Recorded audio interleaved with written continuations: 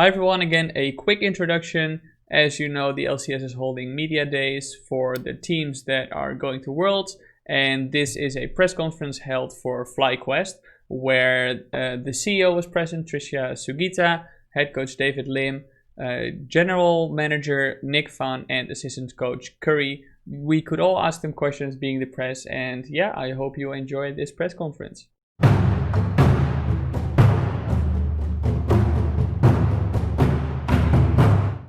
We're waiting on Tricia to join, so she should be here shortly. But in the meantime, we've got head coach David, assistant coach Anand, and we've got the GM Nick from Fly. And anyone here wasn't here yesterday, if you'd like to record this, you're welcome to, but I'll also have a recording available afterwards. So if you'd like one, just let me know. And so in the meantime, if you have any questions, click the raise your hand button and I'll call on you one by one. Please try to limit your questions to one at a time so we can try to make sure everyone gets in and has a chance to ask. So I'll open it up if you want to raise your hand for questions and I'll get us all started.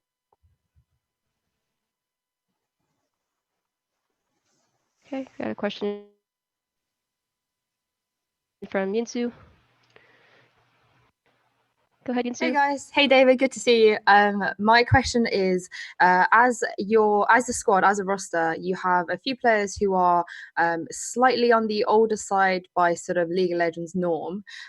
We like to hear this narrative that older players aren't as capable. Is this something that you would agree with? I think generally I do agree with that statement when it's a little bit older than the players that we actually do have. But I think it's not because of like a reaction time or like a mechanical reason. It's more of I think the older you get naturally, I think your motivation and passion for the game tends to decrease just with life, everything life throws at you. But for us at FlyQuest and our players, I think our players are extremely motivated. I think they're really hungry for their first title for the organization, and I think they're really excited to perform well at Worlds.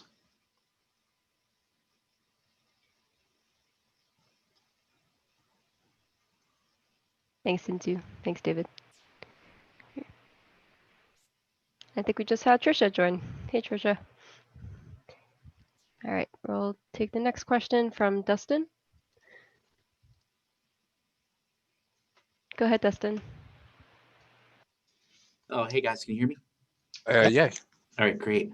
FlyQuest has kind of gone through like a renaissance this year. What has that been like, changing the community's perception of the organization from just another LCS franchise to one of the biggest brands in the LCS?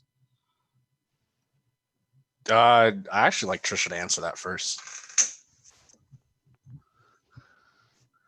You're muted, Tricia. Go for it, Tricia. You're muted. You're muted on the on Zoom. Hi, sorry guys. A lot of technical difficulties today. Can you repeat that question for me? Sure. FlyQuest has kind of gone through a little bit of a renaissance this year, just in terms of community perception and stuff like that. What's it been like to see the community kind of like embrace FlyQuest as one of the top teams in the LCS and not just another brand that's a part of the LCS?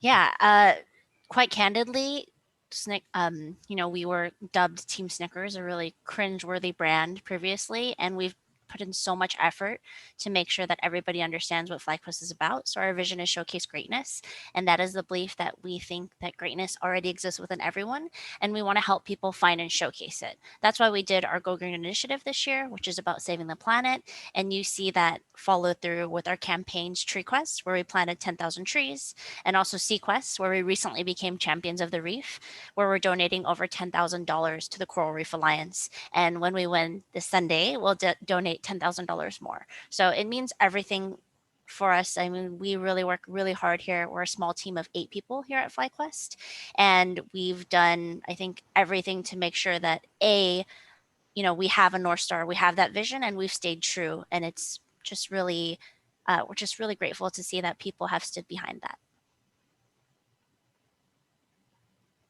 Thanks, Tricia. Thanks, Justin.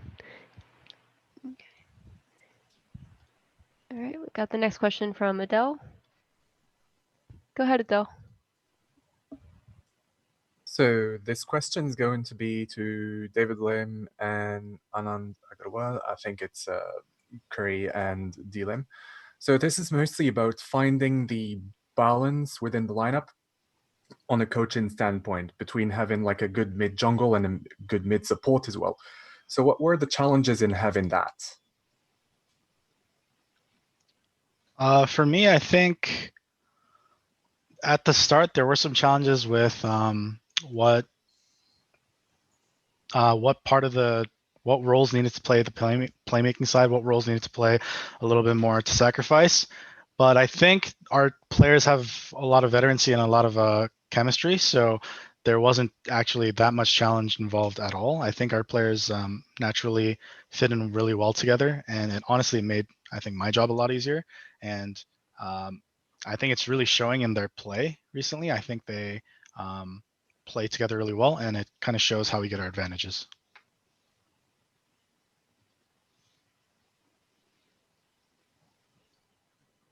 Great, thank you.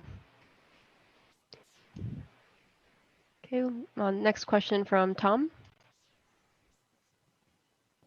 Go ahead, Tom.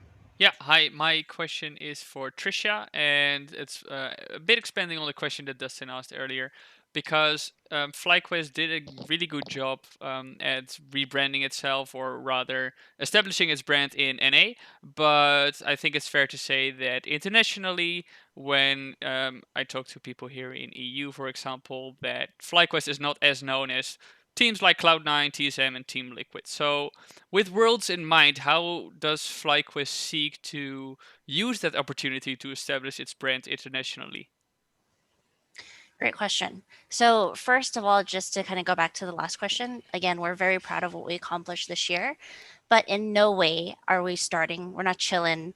We have a lot planned for Worlds. So as we did Tree Quests and Sea Quests, we'll also be doing X Quests. I can't give out spoilers right now, but I can tease that there will be a specific quest for Worlds, and it will incorporate a new Worlds jersey and also give a lot of, I think, an introduction to the fans across the world, like what you're saying. Our intention is to make sure that FlyQuest is recognizable in North America. That was our initial start. And now we're putting that same energy, that same effort, while staying true to our vision of showcasing greatness to everyone else. And I hope that in conjunction with all the efforts that our competitive team did and the results, we want to make sure that we're using this opportunity to, go to Worlds, as it's such a privilege to be able to expand and show people that we want to use our platform to do good.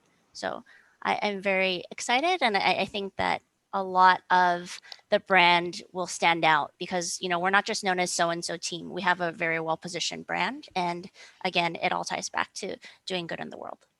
Great, thank you. Thank you. Okay, let's move on to Eduardo. Hi. Go ahead, Eduardo. My question is to Tricia. We've seen, as you said it, FlyQuest has done an amazing work around these campaigns like Tree Quests and most recent Sequest. So now that you're traveling to Worlds in China, does FlyQuest has anything special for one of the most polluted countries in the world? So I think, first of all, we're well positioned to distinctly say that we're the wholesome brand, we're the good brand, right? We do a lot of charitable things. Okay. And like I mentioned, without being able to share more, we'll actually be announcing in a few weeks exactly what we're doing for Worlds. What I can say is it will be a specific quest. It will be an homage back to the former quest that we did. I think it'll be very inclusive. It'll still be under our Go Green initiative, which is all about saving the planet. So we will talk about that more. And recently we just released Midori, which is an anime series all about saving the planet, in a fun way. So what I can tell you 100% what you expect is a new jersey, a lot more content, and a lot bigger push. And I think more charitable ideas and also more funding towards our Go Green initiative. Okay, thank you. Thank you. Next question from Jared.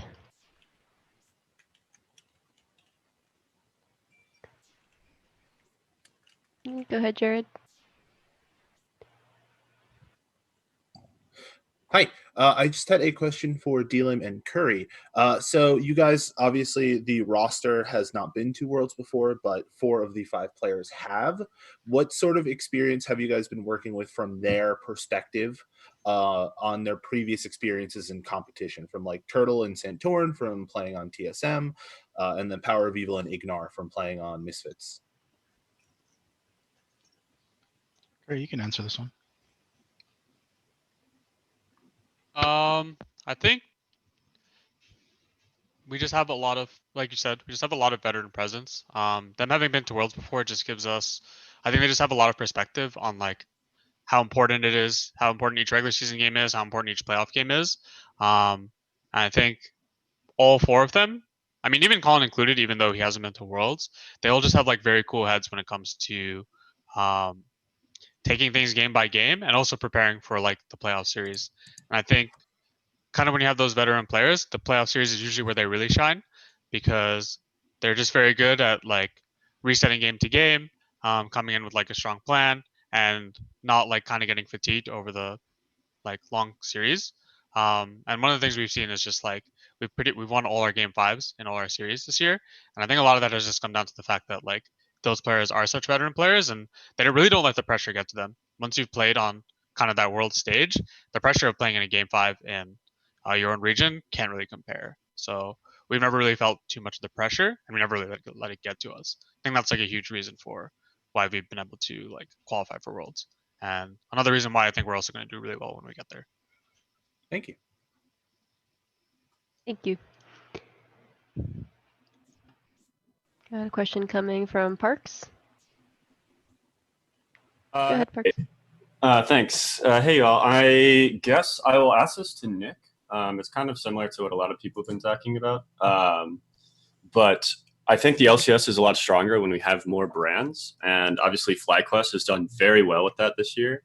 And I think if we saw more work from other teams, it would help kind of distinguish everyone and give the whole league more value.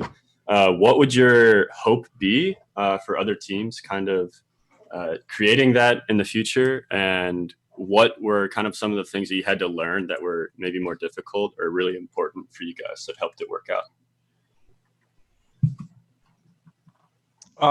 Well, I mean, I think aside from me answering this, I think Tricia could probably also give a good answer to this as well. I think when we look at other brands in the LCS specifically, when you take wins and losses away, what is your differentiating factor is probably one of the number one questions that we asked internally. I think Tricia took that question head on and I think did a really good job with giving us a course for this year. It's something that really hasn't existed for us pervasively in the 2 years prior. It was kind of a buildup, right? So in 2018 and 2019, you didn't really see a lot of external messaging from us about, you know, what we're actually representative of, regardless of our wins and losses. I would say that's probably what I want to see more out of not just the newer teams, but also the old teams. This isn't necessarily a jab at anyone else, but when you look at, you know, your TSMs and your Team Liquids and your Cloud9s, I think, you know, there's small things that every organization does, you know, to impact a world bigger than esports. But when you strip the titles away, is there a big distinction between each one of those organizations? And I think that for some people, that's a hard question to answer. Yeah, thanks. Great. Thank you. Got one question from Nick. Go ahead, Nick. Can you hear me okay? Yep, I can hear you. Awesome. This one's for David and for Anand, actually. You guys put together a really great roster for 2020, and you've actually been hovering around top 2 for pretty much the entire year, right? Can you kind of disclose some of the biggest factors that went into turning Fly into just like a top team for basically the entire year? I think, obviously, like you mentioned, the roster was a big part of it, and I think Nick did a great job, along with our management staff, to kind of make together a roster that just made sense, and good talent along with good teamwork and personalities that make sense. But I think our environment was really productive. I think the players were able to in both splits we had periods of time where we weren't performing too well or at the level that we want to be, and I think we came back from that period really well both times. And I think we were in an environment where the players were allowed to make mistakes and thrive and kind of like learn from them and actually just get better. So until we fully built out our identity, and I think that really showed throughout the whole year. Thank you. Thanks, Nick. Okay, we've got time for a couple more, I think. Let's do one from Travis. Hey, David, this question for you. So you tweeted about the side selection thing. I know you're smiling because you knew this question was going to come. And I'm kind of curious, like, is this a pretty big thing that is frustrating for you guys, or is it just like, oh, this would just be nice to have? I'm kind of curious, like, how important it is to you. Sorry, am I unmuted? Yes. For me, honestly, I heard this news a couple days ago, and we knew about the rule, and it wasn't that big of a deal. I think in our last two series, we didn't have side selection game one, and we won both those series. And honestly, I'm very confident versing TL, and TL is a team that this rule would apply to. But it was more of just this kind of doesn't seem right, going off of like, we beat them and they somehow still have an advantage over us. And I thought it was interesting to share and kind of get the public's perception on what they thought of it. But for us, this doesn't worry me in a sense. So I thought it would be just some food for thought that I would share. All right. Thank you. Thank you. Okay, we've got one more from Adele. Go ahead, Adele. Right. So this one, basically, supporting a team, whether it's from the sidelines or from like a front office standpoint, is already tricky enough. But then you add the current circumstances, and it's even more, and it's even trickier, I would imagine. And so, what I would like to know is what was done to keep everyone motivated within the team and just keep them primed to the point where they're back-to-back finalists at the very least.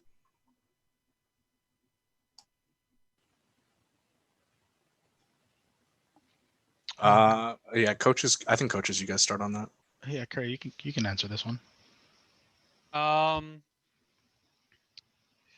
mean, I think a lot of it just came down to the drive that we had and the hunger that we had in terms of going back to Worlds. I think that's something that we talked about even from the beginning of the year when we put together the team. We put together the team with the goal of going to Worlds. We had players who had been there before, who had been there together, like Power Evil and Ignar had been there together 3 years ago for Santorin and Wild Turtle. It had been 5 years for them, but they also went together. And I think those players had a really strong drive to go there again. I think once you've been there once and you haven't been for a while, kind of as your career goes on and on, the drive just gets stronger and stronger because it's such like a special experience. And that's something that we've really been focusing on just the entire time. And it's something that we haven't forgot about. Even in the middle of spring split, we were talking about like making sure that we're on the right path to Worlds at our current pace, because we wanted to be the best team by the end of summer to be in a position to go to Worlds. And that's kind of the thing that just kept us focused the entire time. And I think it really paid off in the end, because just as we got closer and closer to our goal, the intensity kind of like ramped up and up. And I think it showed in like our performance against C9, that how badly we'd wanted it and how bad we'd like been working on it the entire year, or how much we've been working on it the entire year.